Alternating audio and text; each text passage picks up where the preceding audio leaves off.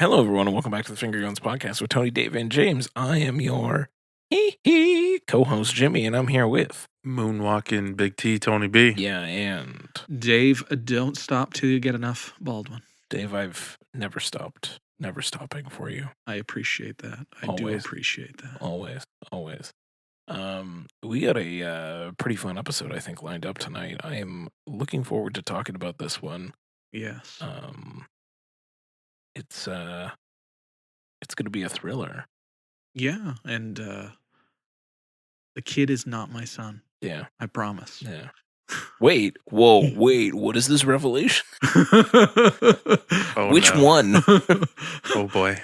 Billie Jean's kid is not my son. Yeah, all right. You only have two kids. Billie Jean's kid is not Billie one Jean of them. is not one. Billie Jean nor her son is one of them. Yeah. But you said that you're the one, Dave. That's fine. That's fine. That kid is not my son. Could you say that ABC is as simple as 1, 2, 3? All right. This is You're taking it too this far. is too much. You are taking This is it. You're taking it too far. That's Tony. where we draw the line. I just want to rock with you, and I don't understand why you got to take it that far. Yeah, this is too much. And it don't matter if you're black or white, but it does matter when you make real shit jokes. I'm done with this whole line. Let's get into our episode, because I think we could probably spend all night quoting random Michael Jackson lyrics.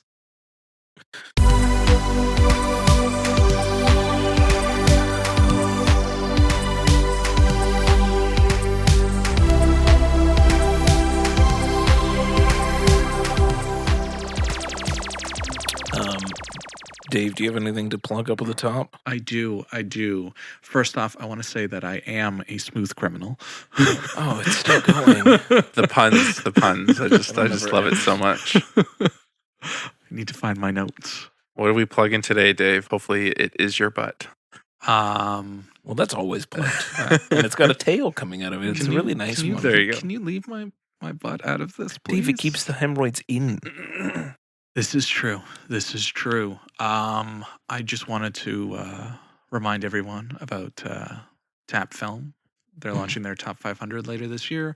The global search for the first 500 films to premiere on the Tap streaming platform. Any genre, any length, any country is welcome. Features, shorts, docs, animation, experimental, movies where 3 guys sit in a room and they just quote Michael Jackson lyrics at each other.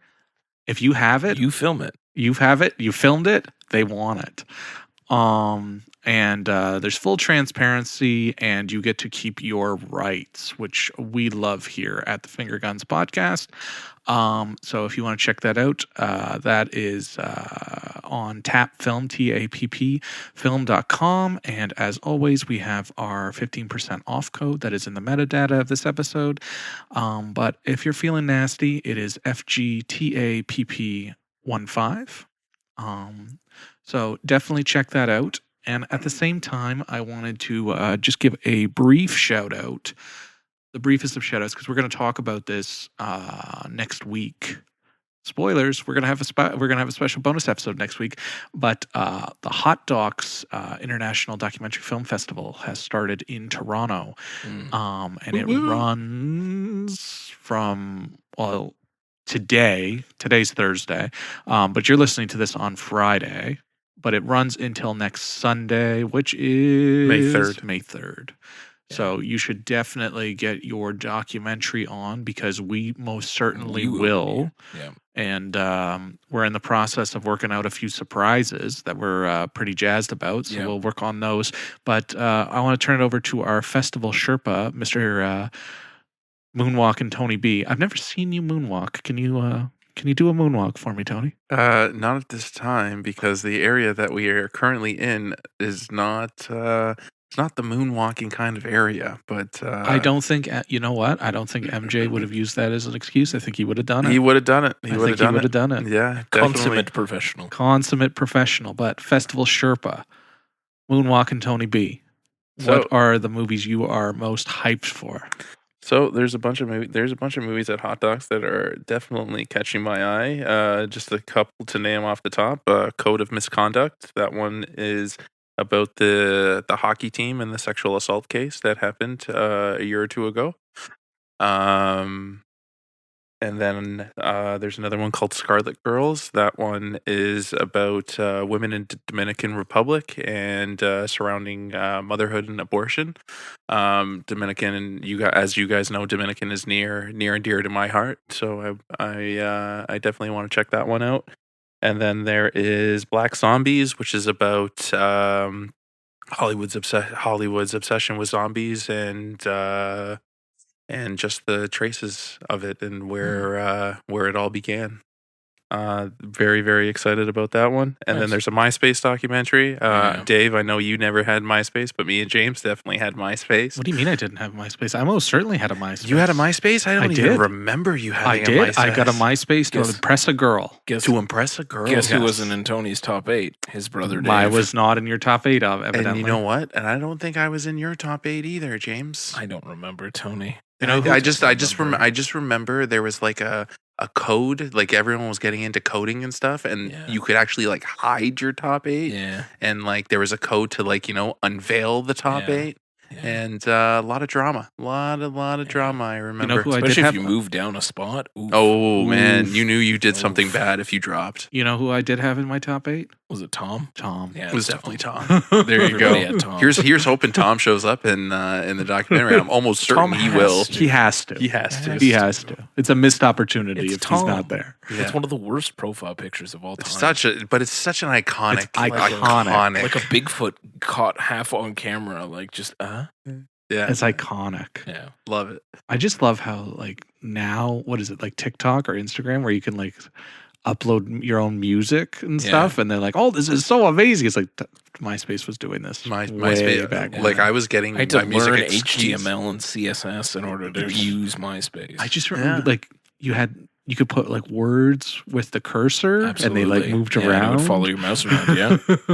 There was whole sites dedicated to HTML and CSS customization for your MySpace page. I love that. It was I incredible. loved that. I loved incredible. I discovered so much Euro trash during the MySpace era. Yeah, I spent a lot of time curating my music playlist, my little music player. I love that. And like if you had a band, oh man, you had to have a MySpace page. Oh, of course you did. For sure. It was like a rite of passage. Absolutely. Of course you did.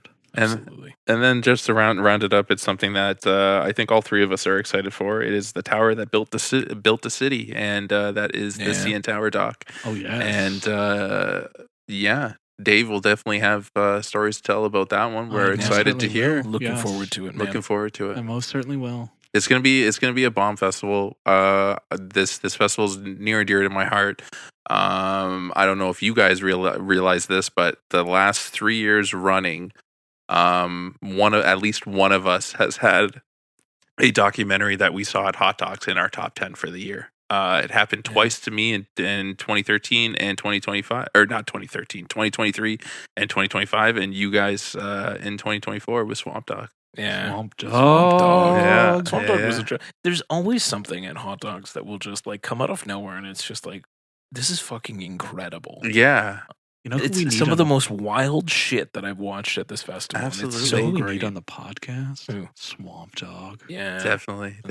We should go interview Swamp Dog. Yeah. Go down to Louisiana. Let's get Swamp Dog. That was a wild ride, and what brings to my mind is Smokehouse Sauna Sisterhood. Yeah, that one knocked me on my ass. Sisterhood, I think it's called. Absolutely incredible. Yeah. So I remember the pigeon racing one. The pigeon racing one. That was a wild documentary. Yeah.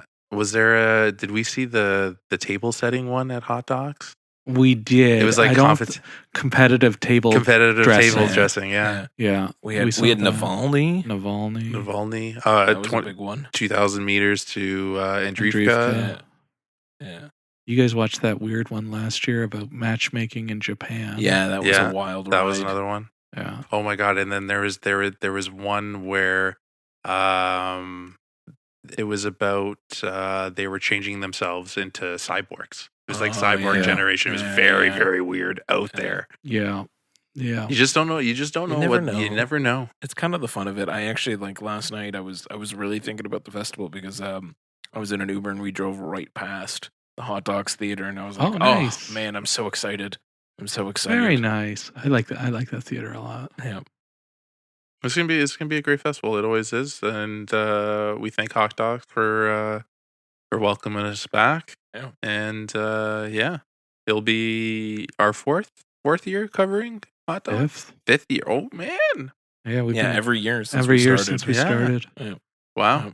Wow. Yeah, Hot Dogs was the first festival that took us on immediately as a podcast, and we thank them for it every day. We Absolutely. do. Anyway, let's. You want to get into a best my worst? Yes, Yeah. please. Let's do it. Who wants to lead us off this eve? I can start us off. Sure, homie. All right. So, for my best, I'm going all the way back to 1925. But first, I want to bring up a movie that we have talked about at length on this podcast. Sure. It is a movie from the 90s, starring Chris O'Donnell. It is a film called The Bachelor. You guys remember that? We've talked about that movie at length. Really? In a best man worst. It is absolute trash. Sure. It should be sounds banned. like trash. Yeah. I have whatever it was. I threw it. There out you of go. My brain. Quick overview of The Bachelor. Yeah. He's a bachelor. He's a guy who's about to inherit a fortune. Sure. But he has to get married. He has no and spouse. He has three days to get married, and or he loses the fortune completely. Mm. Now, did y'all know that movie was a remake? Probably not, because you don't even remember the movie. Yeah. Is it Brewster's Millions? Yeah, I was going to say, like, what is this, a weird like take Brewster's on Brewster's Millions? Brewster's Millions was fun. It was fun. It was. Bachelor was not fun. It was super misogynistic and definitely should be forgotten. Yeah. But doesn't he tell his girlfriend or whatever? Doesn't he just like, you win? Yeah. Like that's really, like that's his proposal? Yeah. It's like really? Weird. Really?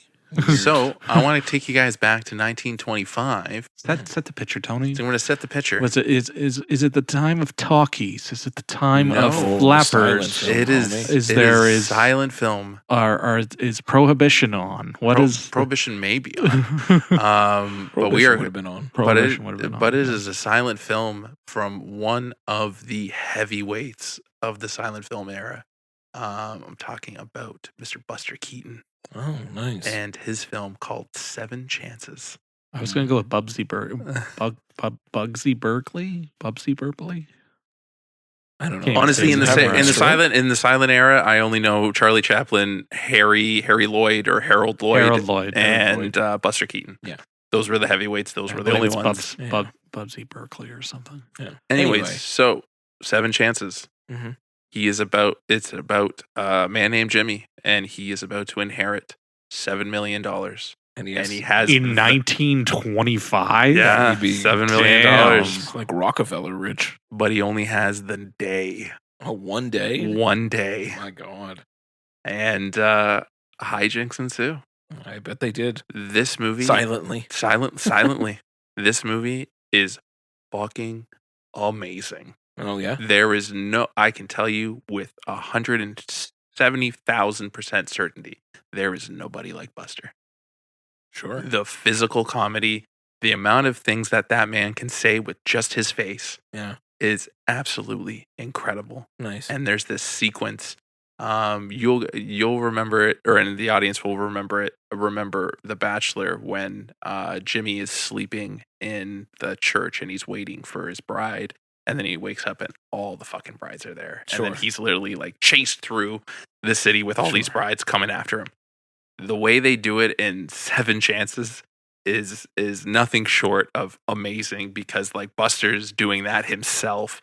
And there's this sequence when he is running down a hill and for whatever reason, rocks start to fall down. Sure. Right? And he's literally getting chased by these big ass boulders. Yeah. And it's a sight to be seen. Like he's doing it. He's getting run over by the rocks and everything, and he puts his body on the line, kind of like Jackie Chan. Yeah. Jackie Chan definitely took inspiration from Buster Keaton. And yeah, man, it was a fucking blast. And I said it in my Letterboxd review. Like, Chris O'Donnell wishes that he had the riz of Buster Keaton. Most people do. Yeah. Yeah. I really enjoyed it. I just recently watched a documentary on Criterion Channel about Buster Keaton, and it just kind of sent me down a rabbit hole. Oh, nice. And I found 7 Chances, and I was like, this kind of sounds like The Bachelor. And then when I did a little bit more digging, I was like, sure enough, The Bachelor was the remake. Yeah. And I can't believe they bastardized it. Now I hate this. Now I hate The Bachelor even more Yeah. than I did. If you guys have a chance, if you guys appreciate silent films and like the era of the 20s, definitely check this out. There's a laundry list of Buster Keaton movies that I saw in the documentary that I definitely want to check out. Yeah. Yeah, he's a bit of a blind spot. I think I've seen like all the main Chaplin things and some Harold Lloyd, but I haven't seen enough Buster Keaton in my life. Yeah. I was always enamored by him. Like when I remember in film school, like I was ready to talk about Charlie Chaplin, and I remember it to this day that my film studies teacher was just like, you guys may know Charlie Chaplin, but do you know Buster Keaton? And then he showed it, and then he showed us all this Buster Keaton stuff. And Buster Keaton, man, his stunts, like the amount of work that he did, and just some of the things that he did on screen is nothing short of amazing. Nice. Yeah. Nice. So I was looking for Busby Berkeley. Okay. And he is a director and a choreographer, not an actor. I got it. But he is from the silent era. Nice. And on his Wikipedia page, there's a picture of him getting. He was on trial for vehicular homicide and or manslaughter, vehicular manslaughter, and because he got injured when he was driving, they had to bring him in on a stretcher to his trial. Incredible. Oh man, wild. So I'll go next. I was trying to think of how I wanted to tackle this one. I think I'm going to talk about what I wanted to talk about on our last episode a little bit more. So I think I'm going to do 2 bests, and then I'm going to finish off with something random and a meh. Fair. But it's my girlfriend and I had started trying to watch all of Miyazaki's films. So we started from the beginning under Studio Ghibli, I will say. So like we didn't go further back than that. So we started with Castle in the Sky and worked forward from there.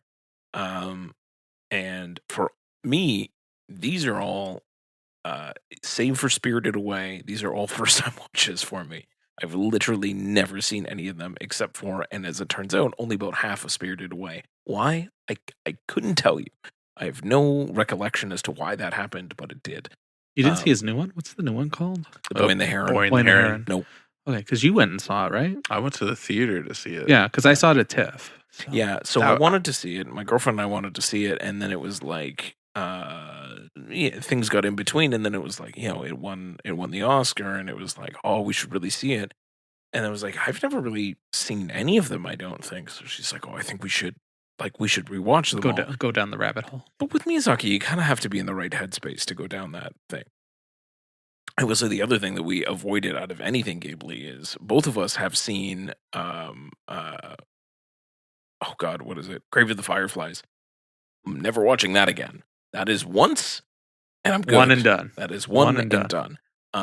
So that was off the wrist. But with Miyazaki movies, you do kind of have to be in the right headspace in order for some of them to be able to take some of the emotional weight that is going to get thrown at you. So we put it off. We're getting there. We have 2 left. We have The Wind Rises and The Boy and the Heron left. So we're almost fully. You're done almost at the one. end. Yeah. Not what I wanted to talk about. What I wanted to get to, first one I wanted to talk about that I'm putting. Yeah, I've been kind of like ranking them in my head as I go, and these two keep flip flopping for the number 1 spot right now. Spirited Away is up there; it's in the conversation, but I think my actual number 1 right now is Princess Mononoke. Okay. I've gone into most of these without knowing much. My Neighbor Totoro, I know vaguely what it's about. Spirited Away, I kind of knew what it was about. But like Princess Mononoke, I had no clue as to anything that was about to happen. And like, I just kind of got swept up in this like folklore tale of forest spirits and industry and warring factions and, larger than life animals leading armies, and like French warfare that happens towards the end for some inexplicable reason. This Like, sounds wild. It's insane. It's Miyazaki. It doesn't have to make sense. Yeah. But yet it all does. Like it just all kind of fits, and you're watching it, and it's just like clearly he's got a message, and it's about saving and protecting the forests, and industry generally leads to destruction, and it's all right there. The text is there. The text is there, but like the way that it's being told is so like like a passed down old tale of generations, and it feels like gods and spirits and beasts and animals and humans and living in harmony with the world. Like, it's obviously beautifully animated. There's never a question about how any of that looks.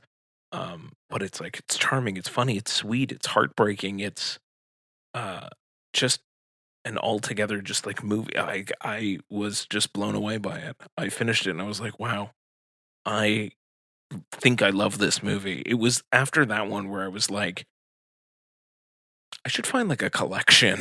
Like, I want to physically own a lot of these now. So they're on Blu-ray. They are. Yeah, a lot of them are on 4K. Some of them are starting to now To because they've been now, doing yeah. some re-releases and IMAX re-releases and things like that. And with those, I think they're moving some of them to 4K. But I actually have a steelbook of one of them. I got they did a re-release of Kiki. Kiki's Delivery Service. Melissa really You have loves that Kiki movie. on Steelbook. Yeah, man. That's great. Melissa Nice. really loves that fucking movie. Kiki, I enjoyed Kiki. Yeah. It was a little bit too like it's whimsical? it's very whimsy, and it's like light. It's light. It's very light. I think that one is like more accessible just because it doesn't go to the places that others For sure. do. The only thing that comes to mind, because I'm pretty sure I've only seen Kiki's and Boy and the Heron. Yeah. Boy and the Heron just like takes off. It's like kind of like you have one of those moments where it's just like, okay, it's not going to be your traditional movie. You just got to be on board and just let it happen. Yeah, that's most of Miyazaki, really. You just kind of got to be on board. Like, even Spirited Away, you're in the spirit world immediately. Like, You've within never the seen first Spirited 5 Away? No. Oh, Man. dude. Yeah. You really should. You've been on me since you saw it to watch it. You You do. really should. You've also seen Porco Rosso. Yes, I have. Yeah, I saw that randomly on Netflix. Put a pin in that. I'll come back to it. And you Perfect. need to watch Totoro. Apparently, I just need to get on. How do you say his name? Miyazaki name? Miyazaki train? Yeah, I do. Miyazaki-san is waiting for you. Absolutely. I feel like it'd be something that would be up my alley. Yeah. Anyway, if you haven't seen Princess Mononoke, I recommend. If you have, it's not gonna like emotionally devastate you, but it is like a truly epic kind of journey. That's like really well paced, really well animated, and just kind of a good story. Nice. Lovely.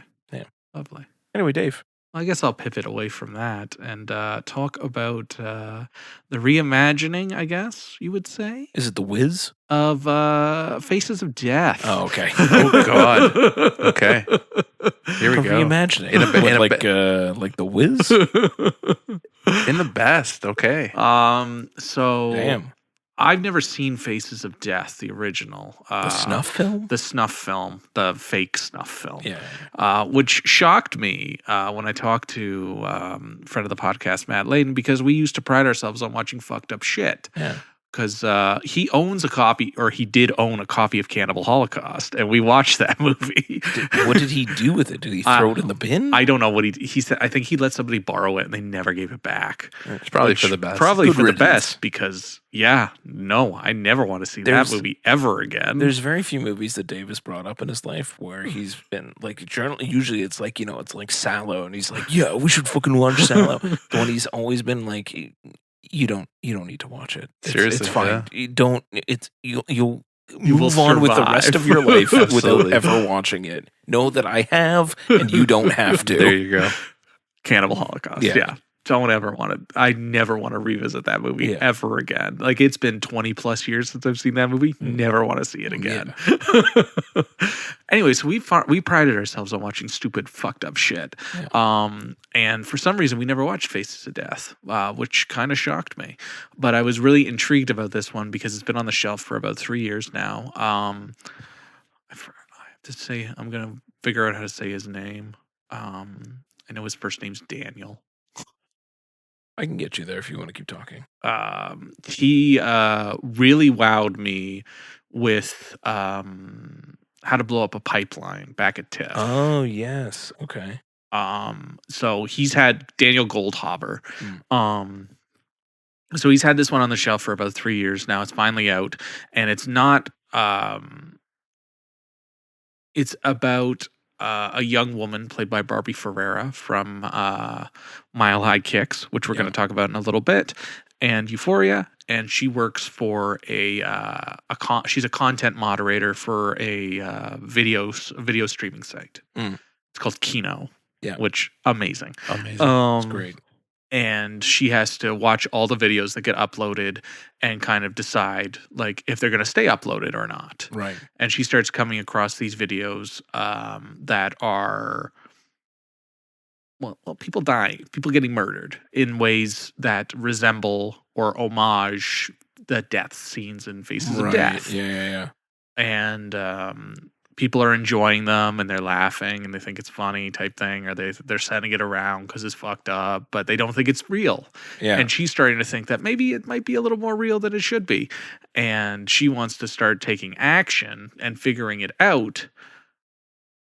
And at the same time, they are indeed real. And the serial killer who is doing it is catching on that she is looking into it. So he starts looking for her.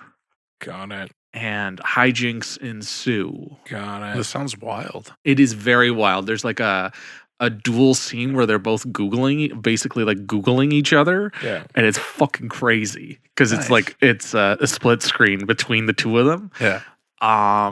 But the serial killer is Dacre Montgomery from Stranger Things. And he was in a movie we saw earlier this year. Dead Man's Wire. Dead Man's Wire.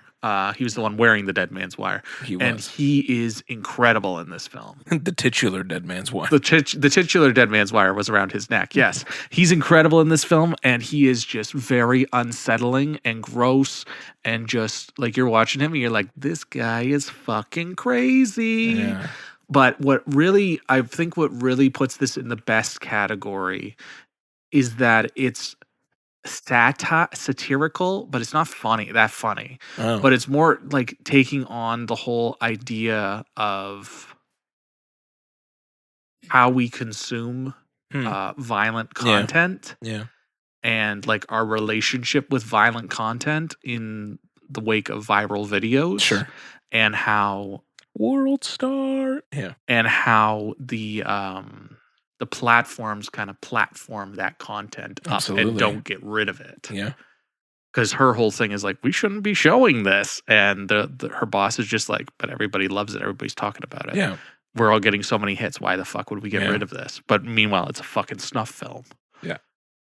So it's a lot about that relationship, and she has some trauma in her past related to viral videos type thing. So it kind of leans into that too, of like what happens after you've been viral. Mm-hmm. So it's very interesting, and it's not quite. I wouldn't say it's like pin in the zeitgeist, but it's an interesting take, and it was. It's a minor comment on the current state of things. Yeah, it's more than minor, but I thought it was really well done, and it was nice to see a remake that kind of, or a reimagining that kind of took the original, and was like commenting on it, and like really like being introspective about it, as opposed to like fucking Snow White and just remaking the fucking movie. Yeah. So I thought that or that The Bachelor. Or The Bachelor. So I thought it was a very interesting take, and there's stupid contrivances, and there's the silly moments that every horror movie. It still has the horror movie tropes, but I liked it as a commentary. And I liked what he was going for with this. So I would definitely recommend it. You know, it's still brutally violent, but so you have to have that in the back of your head. Yeah. But I would recommend it for sure. How was the score and the editing? Because I remember Pipeline was like a ridiculous banger. It wasn't like as strong as that. Yeah, like it wasn't like that. That was very kinetic. This is a little more slowed down, but it's very well done. It's very well composed. Nice, especially because we're going to be talking about movies that aren't as well edited and well composed tonight. Yeah, so. It's worth your time. It's going to be on Shudder, I think, in a few months. So nice. King of Shudder will probably watch it then. Yeah. Dope. Tony, what's up? Staying on the serial killer train, a new director has entered our competition, and I watched a film from Spike Lee.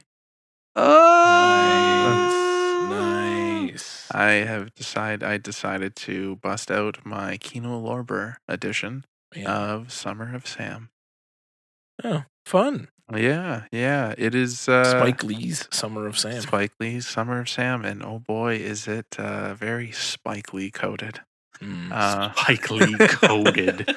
Yeah. Jesus. That's where we're at today. That's where we're at today. I just watched Splice too with Adrian Brody. Nice. He is something else in this movie. But what I want to talk about is John Leguizamo. John Leguizamo. Yeah. He is the pest? Yeah, the pest himself. He is a vile piece of shit in this movie, and I completely forgot about it. Hands down, probably one of the best performances he's given. But by the end of the movie, you want to put a shotgun in his mouth. Huh. And you almost Isn't that like most movies with John Leguizamo? Hey, you leave Johnny Legs out of this. Johnny Legs did nothing wrong to you, sir. I never said he did anything wrong to me. I was just thinking that that's something that people want to say. This goes in the meh, kind of like a high meh. It's stupidly long. Like the movie clocks at like 2.5 hours. It is very dragged out. Sure. It's 2.5 hours. 2.5 That's hours. insane. Dude, it took me 3 days to watch. Oh Jesus. Oh my god. Melissa was getting so frustrated with it. Every time we would check, she would like check in. She was just like, "Have they found out who the killer is?" I'm like, "No." They're like, she's like, "How long is left?" I was like, "1.5 hours." She's like, "Okay." And then we get to like the half an hour mark, and she's like, "Have they found out who the killer is?" I was like, "No, they haven't." They're like, "What the fuck is the point?" Yeah. Isn't that the whole point of that? Is the point? Yeah. Well, once you get to the end, it's just like all the people are basically just like you're definitely the killer. We fucking know it. We know it's you, and it's like it's a slow burn on purpose. Yeah. And I love tell her to watch Zodiac. Yeah, seriously, fuck. and even still, like the ending of this movie is just like such a fucking downer, and it's so like you're just like almost defeated. Yeah. But again, he does it on purpose, and like I love Spike Lee's cameo as the news reporter. And like when all hell's breaking loose and like the looter, because like it goes through like the blackout in New York and like the looters, and he's literally just like moving around like this. He's like, "Oh my god, it's too unsafe. I need to leave." And like it's like every news report is just more and more unhinged. Jesus. Classic Spike Lee. Classic, but like the performances are there. There's a lot of like that guy. Like what's his nuts?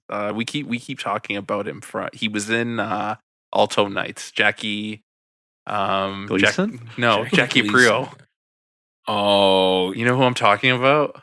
Yeah. Oh, he's boys with Spike Lee, isn't he? Well, that would make sense. He has a major role in it. John Leguizamo was in it. Mina Servino, Jennifer Esposito, Adrian Brody. Lot of random cameos that show up in Spike Lee movies. They're in this. what I really loved about this movie is like the cinematography. Oh, Michael Rispoli. Yeah. Michael Rispoli, yeah. The cinematography, like he literally captures like the dirtiness of New York, and especially at that time in the 70s where like, you know, it's hot as shit, everybody's sweating, and there's like random bits, like there's a random orgy scene if you guys don't remember. I do recall the orgy. And it's so ridiculous. John Leguizamo was just being an utter piece of shit to Mina Sorvino for no fucking reason at all. And just because he can. Just because he can, exactly. This isn't like, I wouldn't put it top tier Spike Lee, but it's like one of my personal favorites of his. It's not his best, but like it's definitely enjoyable, and I get kind of like a nostalgic feel because like I remember watching this when I was stupidly young, and I don't recommend seeing it as young as I did, but like I was always watching TMN, and like it would come on, and I remember bits and pieces of it. Seeing it on Kino Lorber, I've now realized that I have never seen it its an entirety. I've seen it in pieces. I've never watched it from start to finish. Well, yeah, because it's 2.5 hours. It's 2.5 fucking hours. It's no wonder you watched it in pieces, because you probably came back to it every day, and it was a different part. Still going. But yeah, Summer of Sam. I know we're doing this competition, and if you guys haven't seen it, Dave, I think you may have, but James, I know you have. I haven't seen the whole thing. Yeah, for sure. I would definitely give it a watch. Set aside 2.5. Set aside 2.5. And when you hand me back Jungle Fever, you can give me Summer of Sam while you're at it. Absolutely. There you go. Yeah, it's just it is a slow burn. Yeah. Slow burn, but it's everything is done on purpose.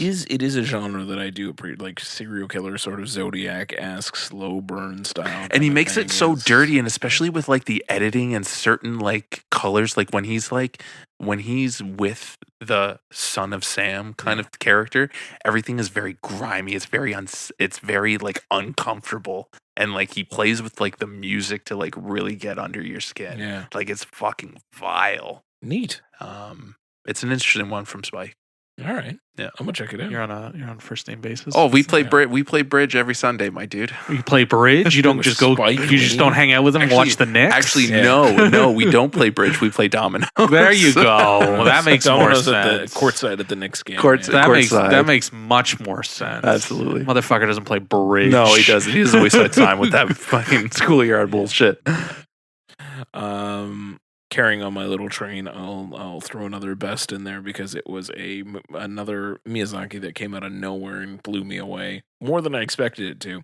All I knew going into it was Tony's review on Letterboxd of Porco Rosso, where he was like, "I watched this because Michael Keaton's the main voice of the pig," and I'm like, "That's fucking insane." Okay, I did briefly watch the dub because I wanted to understand the Michael Keaton aspect of it, and it's fucking wild. It's so jarring to see. And then I immediately switched it back over to Japanese and was like, this is much better. This checks out. Somehow I can accept a fluent Japanese speaking pig man. I can't accept Michael Keaton. Michael Keaton could do anything. He can do anything. It's just weird to hear his voice coming out of that face. Porco Rosso was something I never I had no expectations of. I was like, this movie seems fucking ridiculous. Random like air pilot, like fighting pirates in airships, pseudo World War II coded, like he's somehow a pig-faced man when everyone else is human, but they all accept him for it. And he's like a famous pilot. I'm like, what the actual fuck is happening? And I came out of that movie going, that was probably one of the funniest movies I've ever seen. I was cackling throughout it because the jokes land so well. Just imagine how much better they'd be if it was Michael Keaton saying them.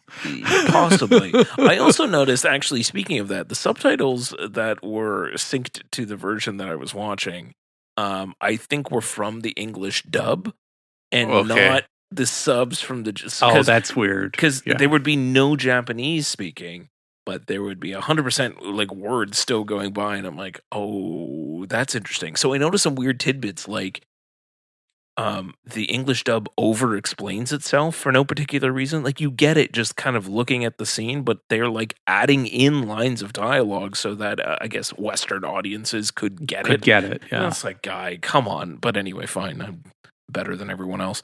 But I think, like, no matter what, like, I think the actual jokes that were in there, nothing that was like added in was what was properly in there, and it was just really funny. It's like a really sort of charming kind of story. He's just like, he's fighting the good fight, but he doesn't want to like get involved too much into the big war, and then like he has to like take care of this spunky little plane engineer girl and like the old ladies that are helping to rebuild the plane for whatever particular reason. Like, the whole town comes out to rebuild this guy's plane as he flies away. It's weirdly set in Italy for some reason. They're all speaking Japanese, but they're in Italy. It's Miyazaki. Don't ask. Don't ask. Don't ask.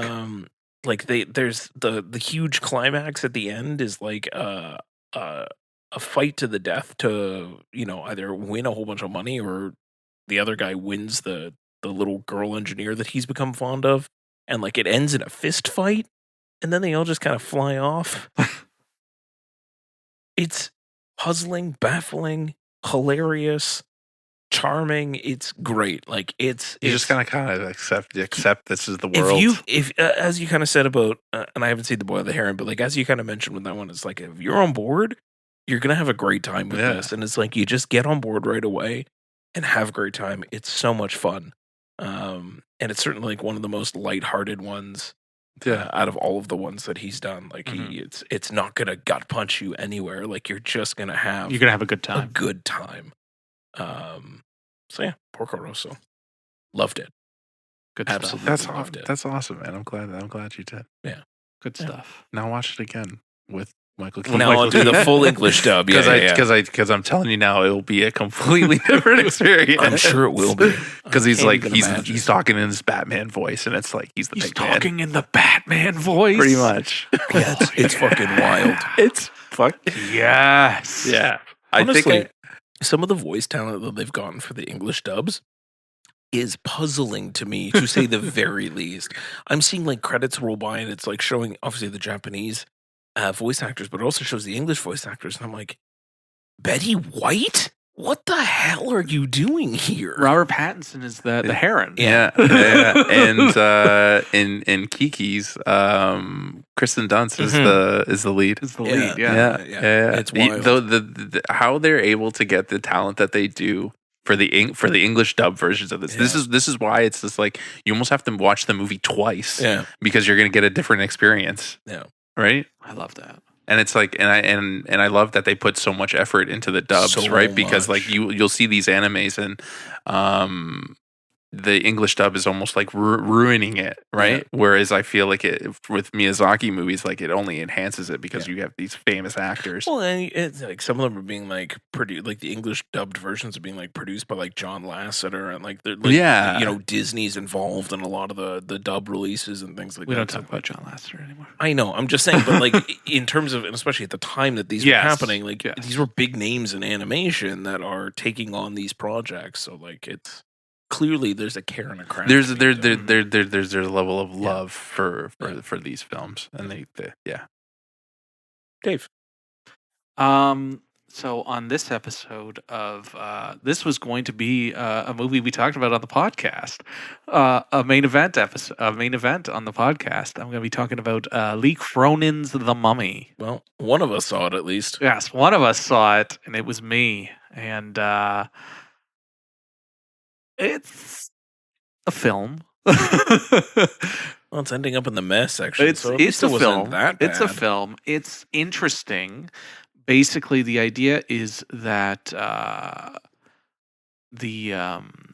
Jack Rayner is a journalist working as a foreign correspondent in Cairo with his and his family's there. His wife's pregnant, and one day his daughter is inexplicably kidnapped. And his wife is pregnant, so they also have another daughter. Okay, I understand. They have another kid on the way. So his daughter is kidnapped. Got it. And vanishes without a trace. Got it. 8 years later, they're living in Albuquerque with his mother-in-law, and they have the new daughter, and she's the same age that the daughter who went missing Would have been. was At the time. when she went missing. Yeah. And sure enough, the daughter's been found 8 years later. Wild. And she was found in a 3,000-year-old sarcophagus wrapped in cloth. Wild. And so they want to bring her. So they obviously want her. But like she seems like she's traumatized. She's Sure. not really talking. She looks malnourished. Inexplicably Malnourished. She doesn't look great. Yeah. And they're like, okay, so the best treatment is, bring her home. Yeah. Kind of like Seems like the worst idea. acclimatize her back to family This life. girl's been in a sarcophagus for 8 years. This seems like the worst idea. Yeah, James, it does. And movies got a movie. They I'm on board so far. they bring her home, and obviously things are not quite right. Yeah. And they just doubt. get progressively worse. Right. And at the same time as this is happening, the missing persons investigator is looking into what happened, trying to figure out, piece together. Like, they couldn't find her because she vanished without a trace. And then she turned up and they're like, well, what the fuck happened? How did we not find her? So they're trying to so she's trying to figure out what happened so she can report back and be like, this is what happened. Yeah. And it's 2 hours and 14 minutes. Yeah. So it's fucking long. Yeah. And it's a little dragged out, and it definitely feels choppy in certain parts because the pieces that should be there are not there. Yeah. Like, there's definitely some tension between the mother and the Jack Rayner and his wife because he was there when she went missing. Yeah. So obviously she blames him, and it's like, that's kind of there, but kind of not. Mm. And there's a whole plot point about a young girl being involved with her going.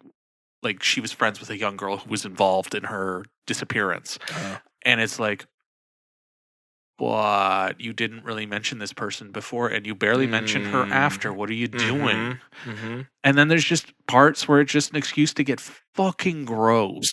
Mm. It's nasty. Like, this movie's fucking ruthless in certain parts with how vicious it gets. I mentioned it to both of you guys. Yeah. Somebody gets a fucking scorpion put down their throat, and the stinger comes out their the hole No, like thank their esophagus here, No, thank you. and she pulls it out, and then she has to talk afterwards, so she presses into the hole to No, talk. thank you. That's fucking hardcore. That's thank hardcore. That And then is there's hardcore. there's bits with like children ripping out their own teeth. No, thank you. So this is like bring her back all over again? Not quite. And then it's just, and then other stupid shit. Tony, Yeah. why'd you have to Why'd make you do me that? remember that? Why'd you do that, Tony? As soon as he said the teeth thing, I was just like, oh yeah, remember when he it's like not- chomped down on the That was butcher different. knife? That was different. And it's just, I'm like, what's the point of all this? What are we getting at? And then there's a pedicure from hell that I was just like, this is why? Why? I don't like any of what you're describing, Dave. So it's a little fucked up. It's a little fucked up. Yeah. And for people who like gore and likes fucked up things, you might get some enjoyment out of this. But it's like the interesting parts are not those parts. And Lee Cronin, who I don't think deserves over the title credit status yet. Cronin's the mummy. He's not John Carpenter or fucking Miyazaki. No. Like, all power to you. I liked Evil Dead Rise. You haven't gotten there yet. No. This is not, you do not get that status yet. No. But Evil Dead Rise was also a ruthless movie. Yeah. But it was fun ruthless. Yeah. Like, there was like a tee-hee-ness to it. Yeah, like you're watching and going, oh, fuck. We're in danger. Oh, fuck. Yeah. This does not have the tee-hee to it. Yeah. And maybe that just has more to do with me being like an older parent now with young children. Sure. And just kind of like having that experience that I wouldn't have had when we saw Evil Dead. Sure. Or at least I'm more further along now. Sure. Or when I was a kid, when I was a teenager watching fucked up things like this, where I would be like, whatever, these parents are being fucking idiots. And it's like, well, no, they're being realistic. But yes, they are fucking idiots. Because, yeah, like you said, you probably shouldn't have left. Yeah. You shouldn't have left. Yeah. And just some of the better parts too are lifted from other movies. Oh. And it's like, what do you like? No, That's definitely not deserving of Lee Cronin's exactly. The Mummy. I'm like, you're lifting it from something else. Like, I'm pretty sure there's stuff that he would have lifted from himself in Evil Dead. Yeah. Yeah. Mhm. I don't know. So that's why it's a meh. Because I thought I wanted more from it. Yeah. And there is certainly hints of where the more could have come from. Yeah. But on the whole, it's a meh. And Yeah. the ending is fucking bunk. Oh. It that's comes a out of bummer. like when you get to the ending, you're like, what the fuck are you doing now? What That's is a bummer. this nonsense? That's a bummer. What is this nonsense? bummer. That's too bad. And and the CGI that they use is not nearly as good as the makeup stuff that they do. The makeup Bummer. that they do is great, and then they amplify some of it with CGI. And you're like, this looks like hot shit. Yeah. That's a bummer. Yeah, Yeah. For all those reasons, a meh. yeah. All those reasons, it's a meh. Tony. Speaking of bags of shit Mm. that left us disappointed. Sure. For my worst, I am going to Netflix for a new Netflix joint. It just came. Netflix. Joint. Yeah, it just came out recently. I was pretty excited to see it. Yeah. It's a shark movie called Thrash. I wanted to see that. Boy. Dave, I don't think No, you you need to. don't. I don't think you need to. I like. Isn't Phoebe Denver in it or Deneuver? Possible. She was in Bridgerton. It's possible. It's possible. I'm not very, very sure if someone could check that out while I I'll get spring on you it. down a yarn. Bridgerton, and she was in that other one with Discount Han Solo. Phoebe Dinever. Yeah. Oh, what's that fucking movie called? No, I'm thinking of something else. He should have it right Yeah. there. Fair Play. Fair play. Fair Play. There you go. Okay. We're not thinking of Bank on Dave. No, we're not thinking of Bank on Dave. To be perfectly honest with you, I thought Jimon Hunsu's in this. Yeah. Oh. I love him so much. I want to give he's that just- guy a hug. he's just there. He's just there. This He's movie's like what, like 89 minutes, and it's spent. So this is a shark. I just want to point it out. This is a shark movie. yes, I It's recall. basically the same premise as what's that gator movie that Crawl. Crawl. It reminded me of Crawl. that only movie, because- that movie's gnarly. Yeah, only because Crawl's actually fucking awesome. This movie is not. Yeah. There just wasn't enough usage of the sharks. It was more a human story, and like I don't give a fuck about humans in a hurricane. Like I've seen that movie before. If you have a hurricane, you got sharks in the streets. I want to see some bitches get fucked up. Mhm. I want to see some bitches get eaten, and I don't want to see it all in the last 20 minutes. Well, Like that the feels Meg. like that's exactly the kind Yeah. of movie that it's going to be. That's the kind of, and like I was kind of disappointed because the director is Tommy or some starts with a W. He directed Violent Night.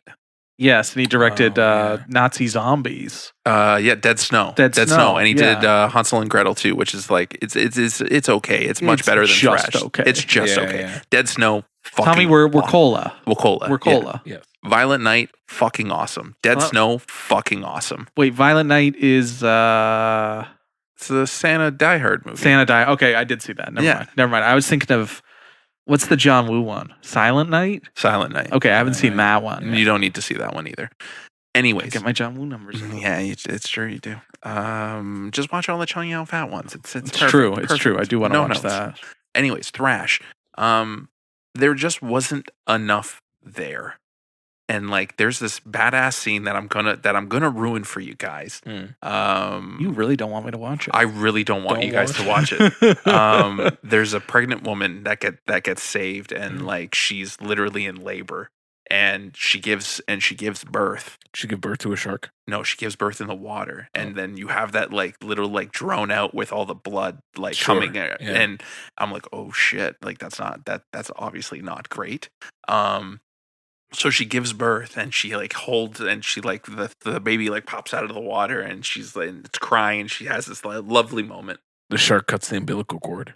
Oh my god! Tell me the shark cuts the umbilical cord. Oh my So- god! It does, doesn't it? No, damn it. So there's this moment, and then she's like holding it and everything, and the sharks are fucking coming because Sure. blood's in the water. Sure. And then she safely puts it on like a raft thing, and she was just like, "Okay, mommy's got to go kill a motherfucking shark." Shit, you not. That's the line. that is the line. Did she birth the placenta? Like, this baby's still attached. No, this is what's not making sense, Right. because the umbilical. There's no scene that's cutting the umbilical cord, so I don't know how. So like this baby's It was still the in, shark, right? I It's gotta be choose the to believe shark. that it's the shark. So literally, she puts it on. Shark's coming for her. She has the stake. Thing comes, fucking stabs it right in the neck, kills it. And I was like, okay, I was like, that is a moment for motherhood right there. You give birth and then you immediately murder a shark, What did she kill the shark with? like a steak kind of thing. Okay, that's probably what she cut the Anything- fucking umbilical cord with. Maybe there is no There's no rhyme or reason. There is no rhyme. There's no reason. There's no scene. Like that baby is still attached by the umbilical cord. And like, logically, and then after she stabs the shark, does she give birth to the placenta? Is that what happens? there's no. That's we don't it. we don't That's do it. a placenta No, birth. Dave. no. The scene happens. Other thing, baby's I all think- wrapped up in like the next. They never moment. really show placenta birth very No, often. they don't. They did on the pit. They did on the pit. Yes, they did on the Spoiler pit. alert. But also, I think this gets chalked up as a con in the water birth thing. Like that's a major risk to water birth pregnancies, where it's just like, oh, but it's healthy and it's natural and everything else, but also sharks, Yeah. potential for sharks. Basically. And like So there's they're like in a tub in the living You room, don't and know. somehow the shark. I don't know shows how up, they got there. knocks on the door. It's a shark. but all the I heard you were giving birth. the sharks, like it's all CGI nonsense. And I'm like, Oh. come the fuck on. Like I don't Of care. course. And they're trying to like humanize these humans and like, like make you like really care for them. And I'm like, buddy, like, do you know what movie you're making? I don't No. care. I want to see them getting picked off one by like, show me the sharks. Yeah. Right. And even when you get to Show me the sharks. literally, and I was just so let down because I was so jazzed. That's Like a I like a good shark movie. Yeah. There's not many of them. Yeah, but, big like, fan of the there's Sharknado More series. than enough of them, Tony. There's more than enough. And you know what? Sharknado has its charms. At least it's dumb fun, Sure. and they deliver on what it is. Sharks and tornadoes. Young, dumb, and full of sharks. Exactly. And then if you throw Deep Blue Sea in there too, like that is like the we're not Deep we're Blue not Sea is saying a masterpiece. it's a What fucking about Jaws the masterpiece. Revenge? No. Jaws Shark, 3D. Shark Jaws Night 3D. 3D. I unabashedly love Shark Night 3D. I don't know Because- why. It's bad. Because it's bad, but it delivers on what you want. What was that, Sharks Blake? killing people. What was that Blake Lively movie? The Shallows. The Shallow. The That movie's Shallows. actually really good. That I one's like a that cat. movie. That That one's a movie's cat and pretty mouse. good. It's Steven literally Seagal. Steven Seagal. Steven Seagal's is That movie's Yeah. great. But the movie's reason fun. why these movies are successful is because it delivers on what you want. Yeah. Shark violence. Yeah, This movie waits till the absolute last minute to give you shark violence. it's rude. and of it's it, not really. it's super rude. There's not that much shark violence in The Shallows, but it's more cat and mouse. But it's more cat and mouse. It's a different and, kind of movie. It's a different kind different of kind movie. of movie, yeah. Right? But it's interesting. It redefined the shark genre. Okay. I won't go that far, but okay. I'm I'll just let you pulling. answer. I'm Jaws pulling. I'm pulling. Did I at already strings. mention Jaws the Revenge? We And did. Jaws 3D, and Jaws 2, and Jaws. Yeah, Jaws. Speaking of shark movies that I should have just watched instead. Yeah, you should have just watched always Jaws should 2 watch instead. Jaws. Anyways, if you guys are going, if anyone is looking at Netflix and says, "Ooh, Thrash," I'm thinking a good cheesy shark movie. We've literally listed all the movies that you should watch before Yeah. this one, and And you really just don't even watch just this don't one. even bother. I watched it, so you didn't have to. I Oh, was that's nice. so fucking upset. Probably I'm not as sorry. upset as I was after watching Cannibal Holocaust. Yeah. Well, Yeah, that's true. call it like you see it, right, Yeah. Yeah. Fuck me. Jimmy? Worst. Not a worst ending on a meh, because that's all I got right now. Perfect. It was a movie choice that baffled Tony so much that he had to ask me about it while we were getting popcorn. I watched Remains of the Day. That's such a Yeah, this your fucking poll. This motherfucker like goes periods of time without watching anything, and then he still finds the time to watch Remains of the Day. It's such a weird. It is a weird poll. It's a weird poll. It's like you guys were upset at me for watching Dick Tracy. At least that kind of makes sense. Okay, but peep this cast list for a second, all right? We got Sir Tony Hopkins. All right, Sir Tony. We got Emma Thompson. Excellent. We've got an incredibly young Hugh Grant. Ooh, I do love young Hugh Grant. We also have Christopher Reeve. Ooh. I've now seen my first Christopher Reeve movie outside of Superman. So that's is this before something. It's before The Chair, I'm assuming, before his accident. Yeah. He's still Christopher Reeve. He was still Christopher Reeve afterwards. He was just severely paralyzed. Yeah. Then you just call him Wheels. Don't say that.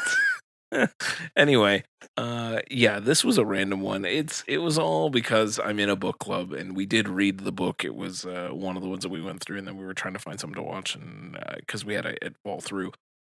Folks, this movie's too long. It's 134 fucking minutes. It's as long as Lee Cronin's The Mummy.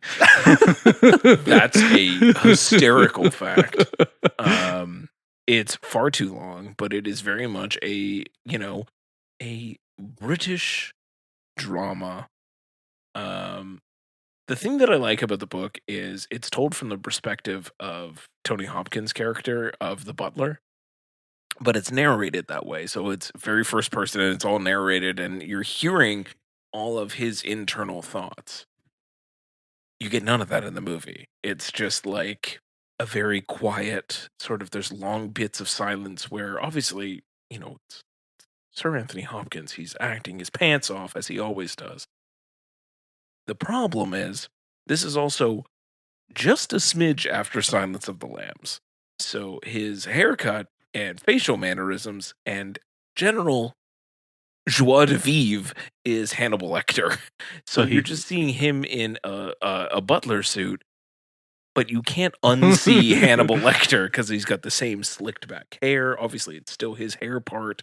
He's still kind of looking a little bit down all the time, and you're just like, so he walks buddy, what are you doing? To Clark Kent and says, "Are the lambs still screaming?" That's fucked up. So he's a butler. So yeah, it's very hard to parse out that look from it. And so anyway, like this movie's just slow, quiet, methodical, and a fucking bore. Like at points it's just like fucking watching paint dry. Like, yeah, these are great actors. It's just this movie is one of those period piece fucking dramas that is, quiet, pent up, non-emotional British fucking stick up their ass people. So it's like Downton Abbey. Yeah, but set a little bit more present. Like this takes place shortly after World War II, so it's like there's no more gentlemen, and like the whole crux of the book too is like the lord that he was serving before, Lord Darlington, was basically a Nazi sympathizer. Huh. So he has to like he's so he's MAGA. Sorry. So he's MAGA. It's so is that the hole we're going down right now? He's trying to parse out the fact that like he served this man for the majority of his life and like really kind of looked up to this his employer and like really admired him and everything else, and so this is well after, like it's taking place in two timelines. Anyway, he's reconciling some of the things as he now reflects back on it, and he's like, ooh, that guy was actually kind of a little bit of a piece of shit. And no one really likes him because, yeah, he was great discussions were happening at this hall, sure, but yeah, he was basically inviting over Nazis to figure out, an amicable end to the the feud in Germany and figuring out the Germany, just give Germany what they want kind of thing. And you're weirdly trying to grapple with that. He's dealing with it anyway. You want to just go to, it puts you right to bed. And he still wants to know if the lambs are still screaming. And he still wants to know if the lambs are screaming. Anyway, not worth it. You gave it a 3.5. He doesn't wear Hugh Grant's face, does he? That would be Academy Award winning. It's one of those movies that, like, if you've read the book and like you have sort of both ends of the context of both sides, it's like, yeah, okay, watch it, and like you're not gonna hate it. It's not hate worthy. Yeah, it's not badly directed. It's not badly edited. It's definitely not badly acted. Look who's fucking in it. Yeah, but it's just slow. It's so slow. I'm never going to revisit it. I was just about to say, it doesn't sound like it would be something that you're rewatching on a Sunday. No, I'm not buying it to put on the shelf either. It was like, cool, thanks. I appreciate what it's trying to do. I'm sure like it won 8,000 BAFTAs, but like, so you don't want me to order that? No, thank you. If that's what my surprise is going to be for Christmas, I don't. It's not. I don't want it. Most certainly Sallow. Perfect. Don't you already have Sallow? No, I have Sallow. Oh, only this guy says Sallow. Okay. I have Sallow and I have Antichrist. I have Antichrist and Eating Raoul. Oh, that's a good one. Oh, that's good. I can't legally get Sallow. I can't. Legally? Why are we bringing the law into this, Jimmy? I can't. There's laws at home, Tony. I can't bring Sallow into the home. Say it now. It's going to turn up. I'll wait for that sale. Oh, God. You're just going to open your Christmas present one day for a gag. It's going to be like a gag gift. The special edition that comes with like a poop log in it. It's like a chocolate poop log, and then underneath is Sallow. No, it's gonna be like a framed picture of that creepy fucker who's always smiling. No. That guy's so unsettling. No. That guy is so unsettling. You're gonna wake up one day and it's just gonna be on your bedside. No. I'd rather watch Houseu 1,000 more times than ever watch Sallow again. Yeah, we're definitely watching Sallow again. We're probably watching Sallow again. I want to watch it with Tony. Yeah, that is true. It was just Dave and I. All three of us have to watch it. Then we can never watch it again. I don't know if I can. Until Quentin discovers it's on the shelf. Great. Fuck. And he's just like, Dad? What? Anyway, Dave, finish us off, buddy.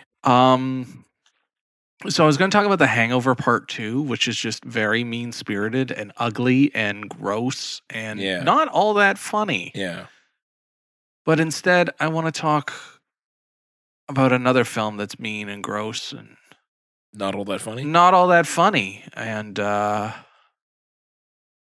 directed by a real piece of shit named Bryan Singer.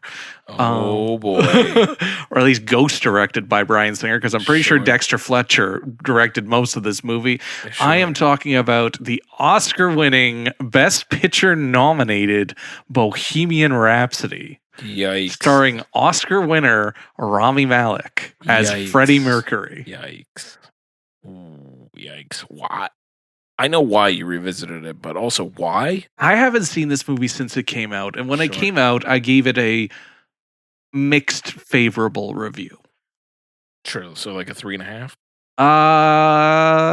Maybe between 3 and 3.5, I would say. 3.25. Yeah, probably there. And I never understood. I was like, you know what? It's fine. I don't see all the things everybody else is seeing. It's fine. And then I rewatched it. And I saw a lot of the things that people see in it, but I also just think it's fine. It's nothing. It's just kind of very slight. Yeah, it's kind of a fart. It doesn't really do much. Like I think Rami Malek is great. He's not as good as say Bradley Cooper, but I think he is great, even though his veneers look fucking ridiculous. They're ridiculous. And Freddie Mercury did have ridiculous teeth, but he doesn't look like. They show Freddie Mercury at the end of the movie, and he doesn't look as ridiculous as Rami Malek does. Rami Malek's veneers was like the teeth that Jim Carrey's The Mask had. Yeah. That's accurate. And when he has the short hair and the mustache, I'm like, okay, this I can get behind. But when he has the fucking long 70s hair, I'm like, that is a wig. Yeah. That looks stupid. Yeah. And then there's a bit with Mike Myers as a record producer where he says that Bohemian Rhapsody will not be the kind of song the teenagers want to bang their heads to in the car. I'm like, ha ha! Yeah. I see what you're doing there, Mike Myers. Live studio Oscars for that joke, Mike. What the hell? And, I guess this is the start of him showing up in musical biopics as random record producers. Yeah. It's overly edited, like, to nonsense. Yeah. And it's cut to ribbons, and it's just not the energy when it's not playing the hits is awful. Yeah. It's just, and the whole bit, like, leading up to Live Aid doesn't work. Yeah. But the Live Aid scene is great. Yeah. The Live Aid scene is very good. It's very good. And the guy they got to play Brian May, great. Yeah. Do I think it's a little sanitized? Slightly, when they're all partying and they're like, we got to go home to our wives. Yeah. Okay, Queen. I bet you did. I bet you all just sat there while fucking Freddie Mercury snorted cocaine and had parties. You guys just were really good people who didn't do any of that. Yeah. We don't party like that, man. Yeah. They just take off. Take off. Sure. Fuck right off. Yeah. And the part where they score, or they come up with Another One Bites the Dust, kind of like juxtaposed with him hanging out in the New York Leather Daddy scene. Sure. I don't know if that's if that works the way they want it to, and if it's like it's lightly homophobic, a little bit. But at the same time, they do mention that he has AIDS. Yes. It's too big of a fact to ignore, Dave. Like, is it? Yeah. Why don't we put a pin in that? Why don't we put a pin in that and come back to that comment now that you just made? Well, no, but I'm saying in this movie, it is too big of a fact to ignore with Freddie Mercury. It's a part of who he was. It's what he died from. Yeah, but this and shortly we're only talking about this movie. We're not talking I know about we're only. right now. I'm only bringing this up. Yeah. Because I'm going to use it again later. Sure. Like we call this foreshadowing. Sure. Either way, I don't know. I didn't hate watching it again, but I'll never watch it again. And I'm just kind of like, I'm fine never seeing it again. I want to know what I missed, because the last time I saw it, I was with you actually. We went to the drive-in and we saw Bohemian Rhapsody and Wayne's World back to back, which that would have been fun. Which is a fucking banger double bill. That would have been fun. And like I did see it when it first came out into theaters, and then I saw it again, and like I remember really, really enjoying it. So I'm curious to see if I could see it in a different light. I think Dave's point kind of hits home, and again, we'll talk about some of this again soon. But I think some of that hits home with when this movie is doing Queen music generally, like whether they're recording, whether they're performing as Queen, it really hits. Yeah. Like, the big climax being the Live Aid show at the end, it really does hit. Like, it is like those moments, even recording Night at the Opera where they're in the studio and they're like coming up with all these vocal layers and everything. It's kinetic. It feels good. Like, it feels right. It's probably hilariously some of the best editing in the movie for a movie that is absolutely garbage and did not deserve an Academy Award for fucking editing. I'm assuming now, I've read it since, it really feels like they gave him the editing Oscar because he made a movie out of what he was given. Yeah. They're rewarding him because he made something. He turned in something coherent. Like out of ribbons. We can say what we want. It is coherent. Yes, it is. Yeah, it is coherent. Some of it doesn't jive together the way it should, like where they are talking about fucking Bohemian Rhapsody and suddenly it has comments from critics. Yeah. Which don't pop up anywhere else in the movie. Yeah. It's like some of it's weird. Cool. But yeah, it's I don't remember a lot of the things that I hated about it, like, or the things that were bad, but the moments that they were filmed for, like the music and the concert aspect of it, it works. It works. Yeah. It works. It works, and Rami is good. Yeah. He is very good, and yeah, he lip synced, but nobody's gonna hit those highs. No, Yeah. Rami Malek was never. Rami Malek is not trained enough to hit those highs. I don't think there's anybody who's going to be able to hit those highs. Exactly. Or if you can hit those highs, I don't know if you're a compelling enough actor to Correct. hold the rest of the Exactly. movie together. Correct. Absolutely. So there is one part that I just want to show, just because I noticed this and I was like, "What the fuck is this?" Sure. It's just a random scene where they're at a concert and they just show like background footage, and it's just this. Oh yeah, that's weird. What the hell is this? That's fine. All right, that's a choice. Because like they show Weird. reactions Yeah. from the crowd in certain parts, like them singing and them being really into the of music. course. Well, what the hell is that? I have no idea. I had to stop the movie and go back. I was like, what the fuck is Is that this? stock footage? What is Like, this stock footage? And nothing looks as bad as that one scene where they're talking to the manager Oh, up. like on the patio. On or the whatever? patio. Yeah, Nothing it's looks as so bad as that. Like I know everybody points to that scene, and I watched, and I was looking at it, and I was like, yeah, this looks awful. Terrible. But nothing looks as bad as that. Do you know what we're talking about? No. So when they first meet the manager, it's what's his name? Gillen. Aiden. Aiden Gillen. I was the whole time. I was just like, isn't it, Aiden Gillen? It's in Aiden it? Gillen. It's Aiden Gillen. So jarring. And when they meet Little fingers. and when Yeah. they meet the fucking villain, Freddy's like partner Yeah. guy, Yeah. it's edited in a way where it's like every other word is a cut. They're like, Yeah. "Hey, you guys, how are you, Queen?" Yeah. Like, It was almost like they so weren't weird. even in the same room. Oh no, they were in the same room. It's just this really is what they were able to salvage out of whatever was filmed. It's Okay. that bad. it's really bad. Like I'll Yeah. show you after we're done talking. Like Yeah. it just looks atrocious. Yeah. Like it's the most edited thing I've ever seen. Nice. Yeah. Well, not nice. That's super fucking amateur. But Yeah. Yeah, it's amateur hour. Yeah. It's amateur.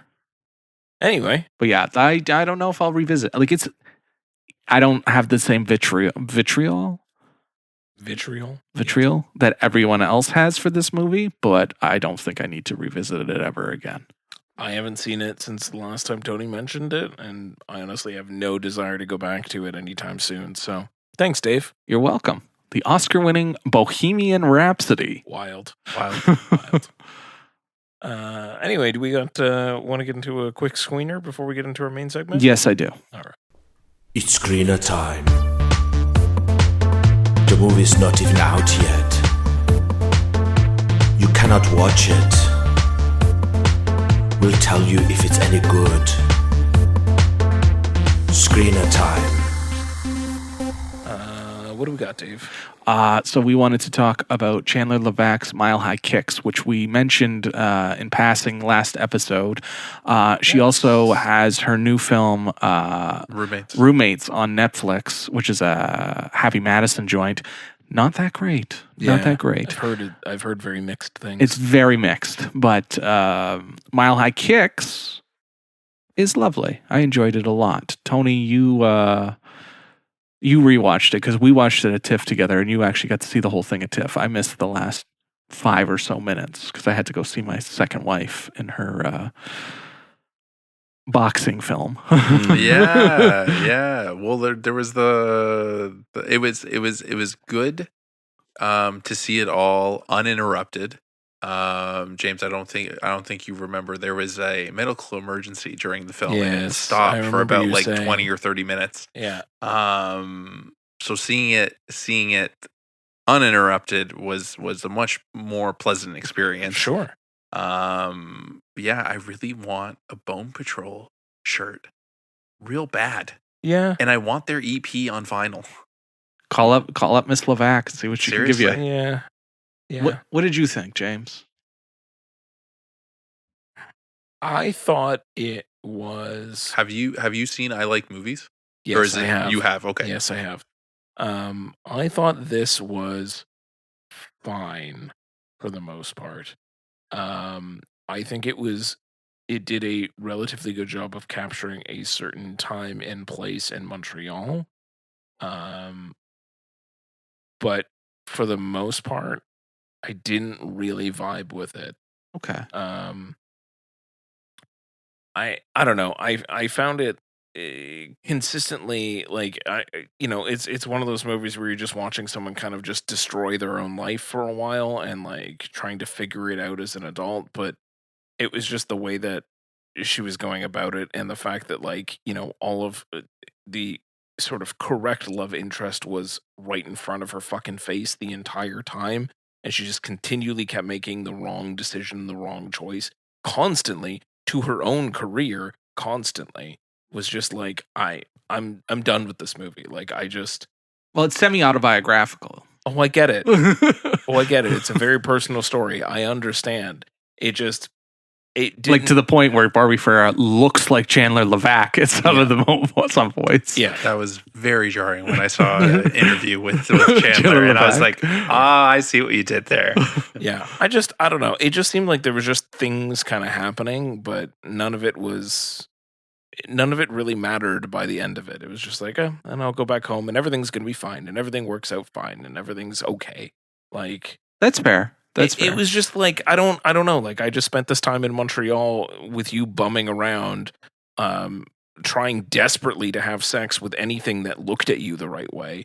And I'm just like, as you do when you're in Montreal. I guess. I don't know. It was fine. That's fair. That's fair. I like movies. I liked way more than Mile High Kicks. Yeah, I would agree with that as well. I like movies a lot more as well, and I think that like this one's personal, and I think Barbie Ferreira is great. I think Devin Bostick is very good in the film as well. But I like movies more. Yeah. I think that one felt more. There's an intimacy to that I liked a lot more. Yeah. This one, it wasn't engaging me in the right way. I was just kind of bored through most of it. I was just like, I think it's a better directed movie and a more cinematic movie. Sure. But I think I Like Movies is the stronger film. Yes, I agree. So, but I did enjoy it. And then when you watch Roommates afterwards, you're kind of like, yeah, maybe you just stick with what you write. Yeah. Because like it's not Roommates isn't a badly made film. It's a Happy Madison joint, so it falls into those pratfalls that it always does. Of course it does. Yeah, but it's nice that he's not in it. That's good, but the influence is there. The influence is most certainly there.